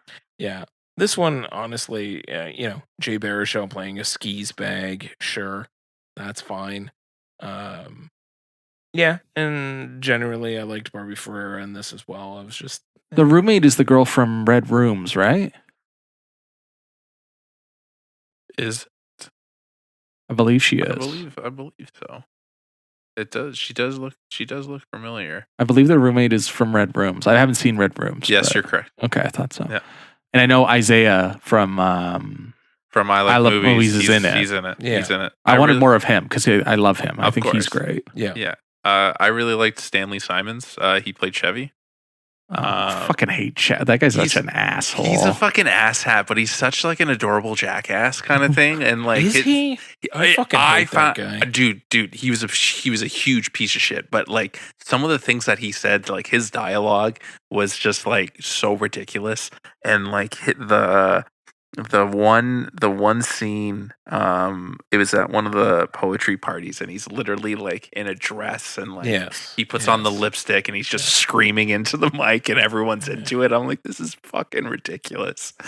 He was just, and not like, well, that entire scene was him using his entire experience with her to fuel his own art, and she's just kind of standing there in the crowd like, what the fuck? Yeah. But like she still wants to go home with him afterwards. Anyway, this movie frustrated me in terms of the choices it was making. You've never been a 21-year-old girl, James. I never have. So you wouldn't understand like, that no, because beyond that, Dave, like, it reeked of so much desperation. That's what was frustrating me. It was like you could do anything you want, but you're just throwing yourself at one person who is But that also that an asshole. but that just But- speaks to her experience too, right? Good for you. And she's just you don't get to reflecting hide on the behind your own experience. experience, though. It has to translate well into a good movie. Just because it happened to you, that doesn't make it fun and watchable. But those are fair comments. Yeah, It's fair. It's fair. Those are fair comments. it's truth, sure, but you're also making entertainment at this point. Like you're not. This isn't a documentary, so you know, I don't know. It just wasn't. It wasn't. I think it's slight. It Yeah. is slight, and it could have gone a little deeper, I think. Yeah. But I still think it's a well done. Like we've watched worse. Yeah. We've watched worse Oh, yeah, shit. absolutely. We've watched worse shit, and Absolutely. and as Tony has mentioned more than once, we like to champion Canadian film. So it's still, I Absolutely. think it's still worth watching. Sure. It's still it's still worth watching. Like Chandler Levac is definitely a new voice in Canadian cinema. For It's sure. she's definitely one of the filmmakers like I want to keep an eye on. It was just this. I kind of felt the same. I'm still very kind of taken aback by the ending. The ending doesn't sit right with me. Yeah. And it didn't really sit right with me when I saw it back at TIFF. Yeah. But I It's think cute. It's cutesy. it's I don't know, man. I know what she was going for, and I just didn't really agree. Yeah. But then again, I like movies on the pedestal. Like that was like the fucking bee's knees. It was so a very good entry, and it just I don't know. It's hard. It's hard to top. It is a hard movie to top. Yeah, but it's just Right. like watching this. It's like okay, it's a little bit worse, and then now hearing sort of like the mixed reviews for even though she Roommates. didn't write Roommates, but still, it's just like diminishing returns. Yeah. now. And it's like maybe slow your roll a bit. You Yeah. can I take a I little would more time. I would blame Roommates more Yeah. on the writing. I think the directing of Roommate. I think it as a movie, it does look well. But But she's a hired gun. That is more of a hired gun situation. you know the story of how Roommates came to be, right? Like I saw this in an interview because she's doing all the press for Violet and all that. The stuff. Sandman called her. The Sandman called her because he saw I Like Movies, and he's like, that was a really fucking good movie. And then they got talking, and then Roommate, and then she went to go see him, and then that's how Roommates came to be. Which I think is fucking awesome that the Sandman saw your fucking movie and was just like, hey man, we should make a movie together. Sure. That's pretty Yeah. awesome. dope. But to your point, I think slow your roll, tell your personal and like your lived in stories, because like Yeah. I Like Movies felt very lived in. Mile End Kicks felt very lived It in. did. It did. So yeah, just keep on that trajectory. So that's in limited release right now. Nice. And it's worth the time, I think. All right, So- let's get into our main event. But yeah, let's get into the main event that we've been dancing around this entire time. Yeah. And we've been referencing and foreshadowing and kind of giggling about. We had the opportunity to go to the Canadian premiere of Antoine Fuqua's long-delayed, long-awaited Michael, Hell starring yeah. Jafar Jackson Yeah. as Michael Jackson, Coleman Domingo as Joe Joe Jackson. Jackson. and others. And Miles Teller and Mike Myers For some reason. Nia Long Yeah. and Lorenz Tate, And who I was Lorenz very Tate, excited when he yeah. popped up. But this is, I guess, just a snippet of the King of Pop's life, where it inexplicably ends just after the release of Bad. So it does not get into the controversies of his later life. So we'll put that out there right away, because I know that is a point of contention that people have, is that it does not feel like a well-rounded biopic because it's only half of the story. It is something that as I've been talking to people about it, it is the warning I put right up at the front of like, this is a part one. Yes. If you want to go see it, and you think you will enjoy it, I just want you to go unprepared that it will end abruptly. and his legend continues, and he's going to return In Avengers in Doomsday, Avengers Doomsday. Yeah. Michael Jackson will return. But to what we were talking about with Bohemian Rhapsody, Yeah. when it is playing the hits and it is playing the toe-tapping Michael Jackson music that you all know and love or all have a memory of, Yeah. it's great. Yeah. It's great. Yeah. It is very much that movie. And if that is what you are looking for, Oh, you get a lot of then it. you get it. Yeah. You get it, and you will be pleased with it. There is so much Michael Jackson music being thrown in your face. And it is very much a celebration of those songs. Good. It's very good. It's well done. And his performance at the end of the film with Bad is very much the myth, the legend of Michael Jackson being personified by his nephew. Yeah. Truly. It's pretty awesome. It's awesome. Yeah. And It if really that's what you're looking for, which it seems like a lot of the audience is, and a lot of the people who are saying fuck the critics and fuck their opinions, they know nothing. This is the best biopic ever made. If that's what you're looking for, Yeah. then there you go. Go see it. Yeah. Go see it, and you don't even need to listen to what we have to say next. Yeah. Just turn us off. Just turn us You're off good. here because you don't want to hear what we have to say next. Yeah. It like that's the long and short of it. There is somebody I know on Instagram who is literally saying fuck the critics, they're fucking idiots. They don't know what they're talking about. They don't know what they have here. The problem when you tackle mythos like this, and I'm saying mythos at this point because it's been a long time. It has been, yes. Michael Jackson was such a worldwide phenomenon. Like, It's a galaxy-wide phenomenon. probably, yeah, but like, I mean, he was a cataclysmic force. Like, this man, like, was a worldwide sensation. There's very few people you can put into that pantheon of, notoriety and I don't know if you can. I don't know if there's anybody who I don't can. know. I'm saying it's very small. If there is anyone, it's very small, but he's 100% in it. Like I don't know. Who the fuck else would you put up there? Hard to say. Elvis has a certain thing. He never really left the States, but he did make a huge impression. Anyway, it's neither here nor the Beatles. You could possibly say you could put them up in the pantheon up I would there. do the Beatles or Elvis maybe. Yeah. So Maybe there's very few. But either Michael way, yes. Jackson, Your point. Regardless, when you touch that, there is a level of fandom that you are tapping that cannot accept negativity to it. Like, and that is, I think, what we're seeing. Like, we are touching a person who is, in the minds of a lot of people, untouchable. Like, they are, it doesn't matter anything that happened.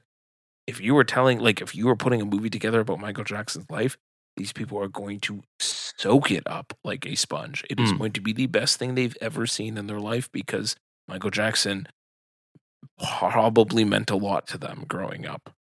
and he means a lot to a lot of people. And I have memories of him. Absolutely. Like, I think my favorite memory of Michael Jackson is fucking rolling around in GTA Vice City, fucking doing drive-bys while pumping Billie Jean. But there's a difference between, and I think this is where people need to kind of take a step back. There's a difference between the life, the legacy, the legend of Michael Jackson and a movie biopic about the man. Yeah. Like, you can judge a separate piece of art on its own, and it doesn't tarnish anything to do with Michael Jackson.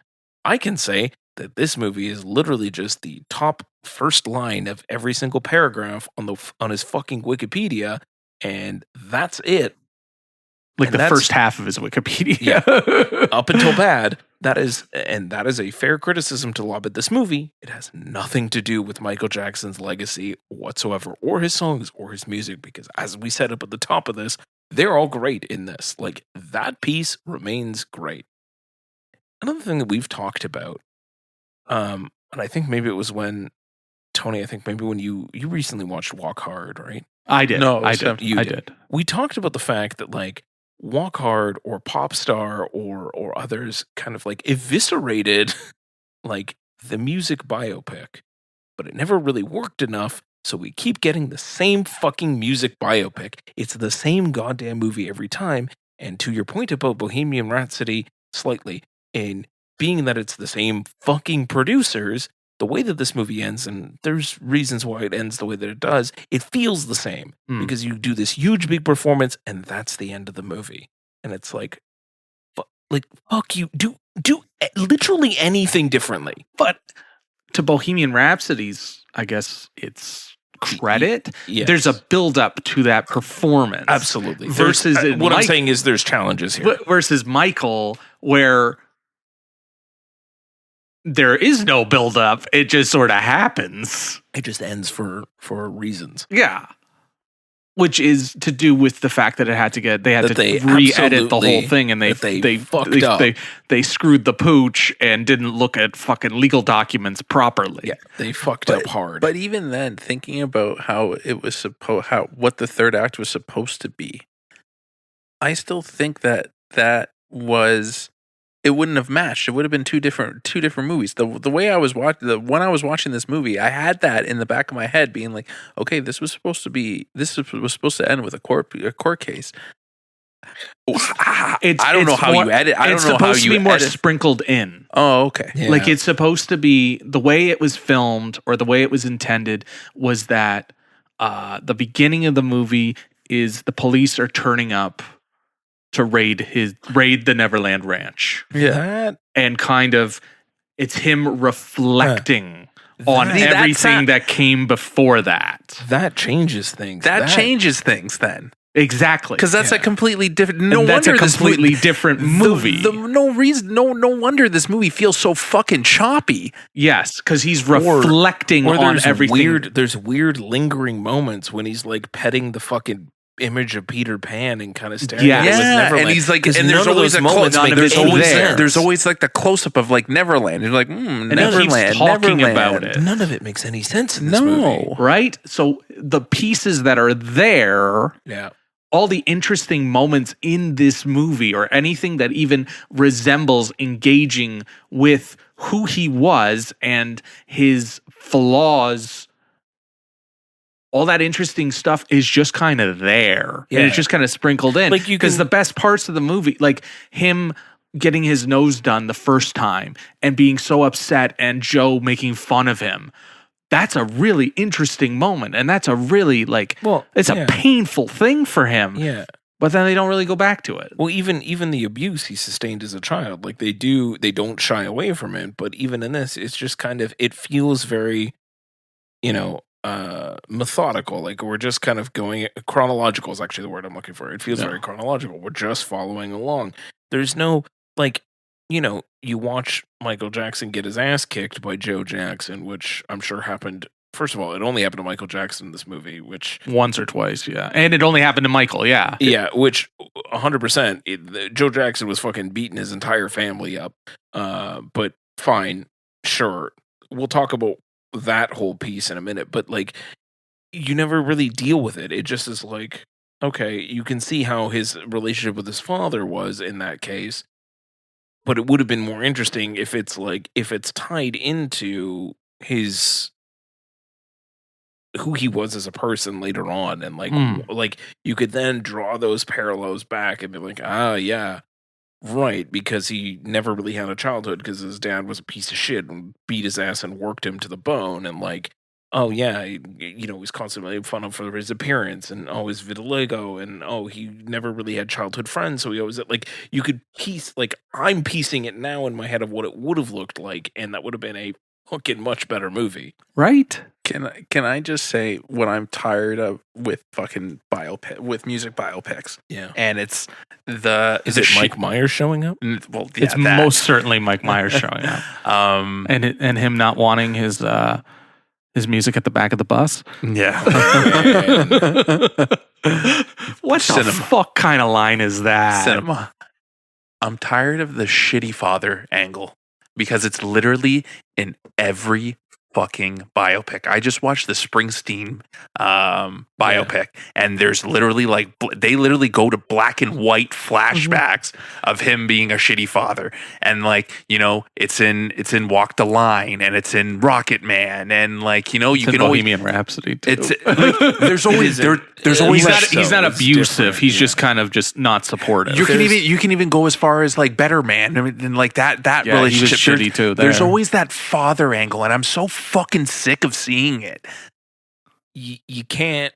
Okay. I understand. Yes, but there's different ways that you can do But it. this goes back to what I was saying of the fact that like we've never broken away from the same fucking formulaic music biopic, and this is the exact same fucking formula over and over and over again. Well, we just named six biopics, But it's also amped up because fucking Coleman Domingos feels like a cartoon fucking mustache twirling villain for part of this movie. Even to the point where there's a scene where it looks like he's twirling his mustache. Well, Joe Jackson was probably out of all of those fathers you mentioned, I think Joe Jackson might take the cake for being the worst. The worst one. The worst of the worst. Okay. Yeah. I get it. He was like when you read about some of like the abuse suffered to the Jackson kids at the hands of Joe Jackson, he does kind of come off like a cartoonish villain. And like who's beating their kids that much? And it doesn't help that this entire thing was executive produced by the entire Jackson family. So obviously they're going to be like, "Oh yeah, amp it up." Yeah. But it's just something that I'm just so sick of seeing. Like there's Peace, Tito. There's different ways that you can do it. You can imply it without blatantly showing me that he's like fucking beating the shit out of him with a belt, and you're hearing the kid scream. We need like, to. You kind of need it. You don't need it. We need to break out of the formula. Exactly. Yes. Really, we need to do it differently. Someone to take a risk and break out of this. Well, formula. they did take a risk. They made Better Man, and people like you hated it. Yes. Well, no. See, they didn't take a risk from the formula. The formula was still the fucking same. It looked different than this movie did. It looked different because they made him into a CGI monkey, but that is the biggest risk that they took. Everything, the rest of the movie is the same fucking movie biopic. Like it's the same biopic. They do say that he has flaws. Sure, right? Yes. They treat Michael Jackson like he's a golden god. I'm not. By no means am I saying that is a comparison. Because that's why I was bringing up AIDS with Freddie Mercury was that they're at least insisting he had flaws. And if you go on like so again, I'm just talking about formulaic biopic at this point. Sure, I'm not talking about aggrandizing someone. This movie has a specific problem that we'll talk about in a second. But even. So what I'm saying about like Better Man, you look at Walk the Line, you look at Ray, even, they all have Georgia on my mind. But even when you go all the way back to there, like for me, that's kind of a starting point for music biopics for me. I've never seen The Doors. I really want to see The Doors. Yeah, me too. All of them kind of had flaws. Like they were always showing sort of that flip side of the coin, like Ray's fucking crazy ass drug problem, Johnny Cash's crazy ass drug problem, Elton John's crazy ass drug problem, Dewey Cox's crazy Dewey Cox's God damn, this is a dark fucking period. Robbie Williams' crazy ass drug problem, but like you're getting that flaw every single time. So what I meant by formulaic is, I mean, like, even though they made him into a monkey, he still had. It's still hitting the same beats. It's still hitting the beats. The biggest risk they took was turning him into a monkey, which isn't that much of a risk when you don't change anything else about the biopic flow. Regardless, this movie's specific problem is Michael Jackson may have just might be the second coming of Christ in this. Like this is. Like he's being persecuted. He's the only one being persecuted out of the Jackson family by the way that this is shot. As I mentioned, like he's the only one that suffers abuse at the hands of Joe Jackson. Like all of it is just he's persecuted. He's a persecuted kid. Like you have to understand, he's a hero. He overcame everything. He has no flaws. 0 flaws. He is a perfect human. Yeah, he can't stand up to his piece of shit dad, but can you blame him? He was the most abused child of the Jacksons. And he didn't like his nose. And he has vitiligo. Yeah.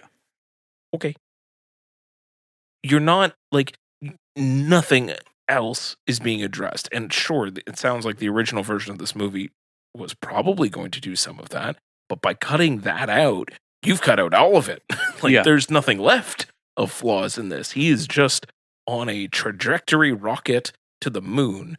So I can't even imagine what the second half of this is going to be. It's just going to be just a complete downfall the entire time. Like maybe I don't know what if they make the second part. Like I don't know what they're going to show, what they're going to say. Yeah. I don't know what we're running out of banger songs at this point. We're hitting the point where I start tuning out of Michael Jackson. We got the Free Willy song, and Tony loves that Free Willy song. The Free Willy song is the reason why I love Michael Jackson. I'm putting it in there as one of the songs that I love. I'm like, what do you have, black or white, and that's really about it. Cool. We got 2 performances coming up. That'll be great. I can't wait to see the whale jump over Michael Jackson. I kind of like You Rock My World. He does this crazy video with Chris Tucker. Chris Tucker's on the track. Sure. But we're drawing straws here. What about his performance in Men in Black 2? Oh yeah. Very unremarkable. Can I be M? Is she like? What did I write down? There was something I wrote down. It's fluff. Oh, it's fluff. Fluff. It is super fluff. They do nothing. It is candy cotton. Candy. It's cotton candy. Like it's like there's everything is surface level. Like when I was watching this movie, I was like, everything you're telling me, I could see from the Wikipedia page. Like you're not giving. I think that's the issue.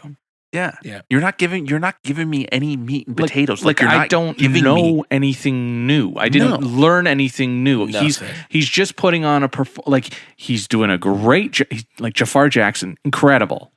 Yes. He's doing a great he has the mannerisms down. He has the inflection, the voice. He has the move, the dance moves. Yeah. Like he very much is the embodiment of who Michael who I am. I can. Yeah, Michael Jackson is in my head. Believable. 100% believable. Watching this movie, watching Jafar Jackson, I'm like, I believe it. And totally the kid who plays him when he's younger is very good as well. Good. Yeah, totally believable. Very good as well. I got to get his name because we need to give this kid laurels. But like it's just continue, Tony. It's just Giuliano Cruval. There you go. It's just fluff, man, and like I'm trying to watch it. I'm trying to, enjoy it, but at the same time I'm like, what is this for? Yeah. Like why this movie was so delayed and this is what we got? Like this is what it's a celebration of who he was. Then make a fucking documentary. But that I think we needed more of that because we only get glimpses of who this guy was and what he did. Like that goofy scene we were mentioning with Mike Myers and how black artists weren't on MTV and how he was like the first one who really transcended that thing. Like, why are we not talking? Why is this not more of a big point? Well, I think they tried with that other goofy scene where he solved the gang war between the Blood and the Crips by making them when they're doing the beat it dance. Yeah. Or what? Who? I said it was Paul Mooney, right? Yeah. Like Paul Mooney. Paul Mooney shows up. Yeah. And that line about Prince, I think you already said it earlier. Yeah. It's like all the good songs are gonna go to Prince. Yeah. That scene actually like genuinely made me chuckle. I was like, that's a good scene. But like, even the bits at the beginning when he just starts working with Quincy Jones, in the trailer it felt like it was going to be like a big part. Very similar to when you were talking about Bohemian Rhapsody, and I was mentioning the scene where they're like recording Night at the Opera, and it's like it is a big chunk of the movie. Yeah. I thought that's what we were going to kind of get. Like we were going to focus like on his childhood life, and then that'll be a big chunk in the middle, and then like rocket to stardom sort of thing after that. But it was like Quincy Jones is barely in this movie. It was like, he's just kind of there. You gotta think of a good. What about Michael Jackson as the title for your album? And he's just sitting there looking at names, and obviously he picks Thriller, and it's great. Yeah, because Thriller's an incredible album. But like, I saw him record like 2 songs, and it was like, and Thriller's ready. Right. Like I would have thought Thriller would have been a bigger deal. Yeah. right? And I love when they show them recreate the Thriller video and only make a passing reference to fucking John Landis. Fuck John Landis. Yeah. They don't even, he doesn't even talk to him directly. It's like a middle person as well, and you don't see him, and they don't even say his name. Yeah, so. they say John, but they don't mention the last name. But I need to say this again. Fuck John Landis. The only reason why you know it's him is because you see the fucking dummy as with a beard, and you're like, oh yeah, that's Landis. Yeah. I watched the Thriller video the other day, and I was like, this is fucking incredible. This is one of the greatest this is the greatest music video ever made, directed by John Landis. Fuck! Fucking John Landis.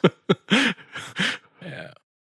I was telling Avnish has never seen the Thriller music video. I was like, you got to watch it, but like, I don't know if you want to go down the rabbit hole of John Landis. You want to try to avoid John Landis as much as possible.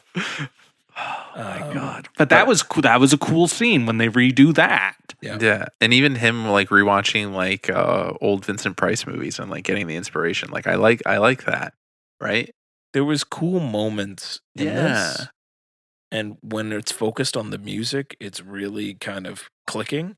Yeah, it's literally just everything else surrounding this movie.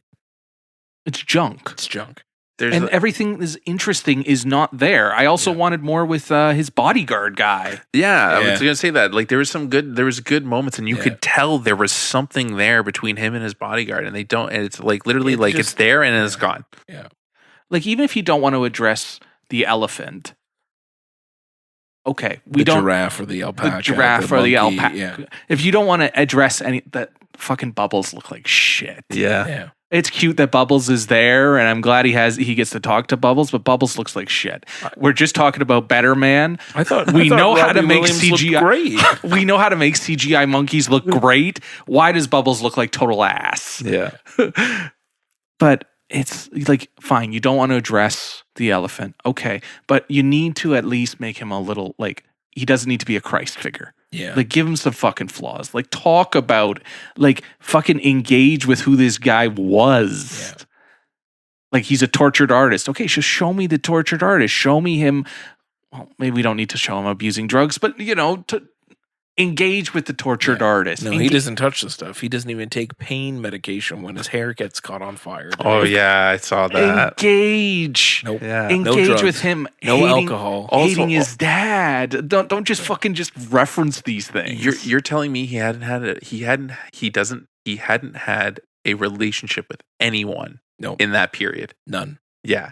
Real, like, height of the fucking 80s, and he is literally like just lonely and just lives at home. Just lives at home. Yeah. No. Well, he has the girls over that one time before she gets eaten by a snake. Yeah, there's that. But like you're there's something you're not saying, and it's like you're literally dancing around it, and it's like, you know, like he wasn't as clean as you're letting it on to be, and everybody knows that. Yeah, like even his biggest fans know that he's not a fucking that he had some flaws. Yeah. Nobody is. He got some demons, especially so. Like it's preposterous to fucking sit there and watch this and just be like, this isn't. Like, this is so factually untrue. Like, this is so sanitized at this point that it might as well be drinking bleach. Like, fucking Janet Jackson's not even there. Janet Jackson's not even there. Like, I know she didn't want to be involved in stuff, but like, maybe don't cut out a bunch of members of the family. Just not even like represented. You want to just like, maybe she's just there. Oh yeah, that's my sister. Yeah. Like, she should still be there. Yeah. Well, they also glazed over one of his other brothers too. They just had a passing comment. It's like, oh, you made his choice. You stayed back and worked with Motown Records. Yeah. Okay. And she went upstairs and did homework and never came back down. Like, you know what I mean? Like, fucking what? Yeah, exactly. And he's just inexplicably back for their farewell tour. They never deal with that. Like, exactly. Fucking exactly. It's such a mess. It's a mess. It is a mess. Yeah. I have here movie. Oh, I said movie is stunted like he is. Yeah. Like, yeah. It needed more to the bone, and I think that is what critics are getting at. And when people are saying "fuck the critics," it's like, well, you know, maybe we just wanted more to it. We don't need to address the allegations, but you just need There needs to be more. And if I wanted to watch fucking Michael Jackson performances, I just go watch fucking Michael Jackson performances. Like, I don't need a recreation of a Michael Jackson performance. Exactly. I'm not saying they're not good. No, they're very well done. The one thing we've said all night is that they're very good. And like the costuming, great. But and him actually enough. And then we were talking about Freddie Mercury Rami not singing. He's singing. Yeah. He's singing. And they make a big point of showing him sing. Yeah. So it's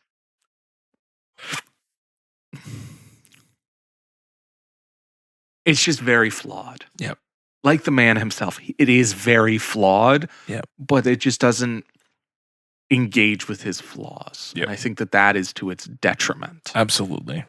And if they're going to make another one, like, what's it going to be, like Wicked and Wicked 2, where like the B-side, you watch the B-sides, you're like, this is fucking awful. Yeah. Like, is that what it's going to be? It's just going to be fucking just awful? Depressing and fucking like a court drama the entire time. Like, what the fuck are we going to talk about? What, like, his journey will continue, though, Dave. I know his journey's going to continue, and like, there's some tragedy there, and I want to see this kid do the tragedy. Yeah, because he clearly has it in him to do it. Yeah, I just don't know what you're going to show, and I don't know how you're not going to have it sanitized, and how you're not going to have fucking ridiculous looking Coleman Domingo in the corner for part of it. Yeah, I don't know what that second half is going to look like. I don't even know if whatever they put out is going to work right with the first half now, given the way that it is. Yeah, like I just want it. Like, I think it just needs more meat. What are you even going to title this now? Like, this one's just Michael. What are you going to call this one? The Rise of Michael. Yeah. That was the other thing. I'm like, if you want to have two different like, if you don't want to suggest that it's a part 1, part 2, like, still have some sort of title, like Michael, the King of Pop, Michael, the King of Pop, Michael, the Legend, or Michael, the Legend Never Dies, or something. Sure, anything. Literally, right now, it just feels like you're conning people into seeing a movie, expecting them to get a whole movie. Also, this movie's fucking long as it is, and.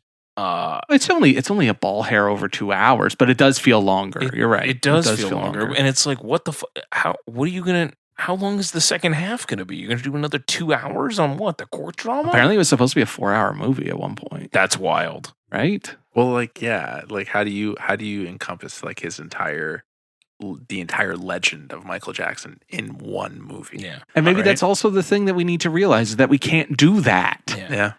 So we keep getting this formulaic bullshit where it's like they just play the hits. Yeah.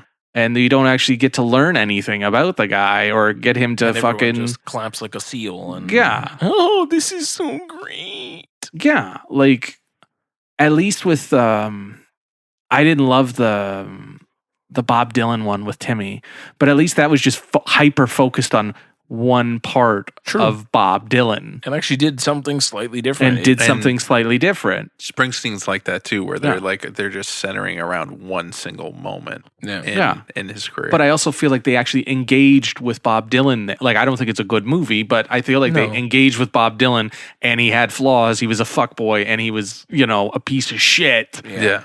The whole time, like he's not likable in that movie, and it's like you're actually engaging with him, and you're not just putting him on the fucking pedestal as the myth of Bob Dylan. Yeah. So like, I feel like that is where they need to start going towards, or doing something a little more hyper real, or something like where they incorporate the songs differently, as opposed to them just sitting in the fucking the studio coming up with the songs. Yeah. Right? Because at least in Better Man, there's musical flourishes and moments that are very just hyper real, or like Rocket Man has those wild like dream like set pieces. Yeah, exactly. They at least tried to do something different. Yep. But again, if you're just coming to listen to Michael Jackson music and watch them recreate pinnacle Michael Jackson performances, that's what you're going to get. Yeah. And if you're happy with that, I think you can save your money and just throw your Thriller vinyl on and enjoy the hits. That too. Like, it's really the same experience. Well, it's a better experience because they actually get to go through the entirety of Thriller. This is true. You don't get to So- pick and choose. You get don't to get to listen pick and PYT. Yeah. I kind of want to watch Moonwalker. Is that what it is? It's like a Michael Jackson. Compilation. It's like a compilation, Oh, but yeah. like he's like there's like a little story, and like he's going after a big bad, and the big bad is fucking Joe Pesci. Oh, fun. That makes sense. That's Like fine. I can buy that. Yeah. I can get it. So I like get I'd be into that. You know who directed the bad music video, right? Scorsese. Scorsese. Right? Yeah, You know who's wild. in the bad music video? Please tell me Scorsese. He shows up for like he has like a bit cameo as like a on a wanted poster. It's Scorsese. And Of you're course. like, Wesley Snipes. Oh, that's Wesley hardcore. Snipes. Wesley Snipes. 80s, is right? in it. Oh yeah. Oh, fucking 80s Snipes. Wesley Okay. Snipes. hardcore. That's H-car. Like he's basically like it's what's the setup? Is that Michael Jackson is like at a prep school or something, Yeah. and he comes back to the hood, and like his hood buddies are like, "Oh, are you bad? You're not bad. Like you ain't Yeah, bad. yeah, You're a yeah, prep. yeah. You're prep school." And then of course he's like, "I'm bad." and then he Yeah. and then the fucking jacket comes on, Of and course. fucking the legend of Michael Jackson. Yeah. No notes. But yeah, Anyway. it's I had never seen the video before, so I watched it the other day, and I Nice. was like, "This is fucking amazing. That's crazy. That's This unhinged. this is amazing." And then I of course I watched Thriller because Yeah. Thriller is You have amazing. to. have to. You have to. That was great. You have to. But it sounded good in IMAX. Yeah, it did. Like it sounded great in IMAX. I woke up the next day with a little bit of neck pain from sitting there kind of tilted Cranked up out. and to the right the entire time. That kind of sucked. But I wanted it to be. I almost wanted it to be a little bit louder. Yeah. Yeah, but that's just a personal preference. I just felt like it could have been I louder. thought it depending on the scene, it was loud enough. Yeah, like the end. Oh, the like end that. was The fucking end loud. was great, but I wanted that throughout. Yeah. You should have just gone up to the booth and told them to turn it up to Yeah. 11. Yeah, should have. Yeah. Should You have. wanted Coleman Domingo screaming at you the entire Yeah. time. Yeah. I think I want to was- feel a Coleman Domingo screaming in my Yeah. in my bones. Yeah.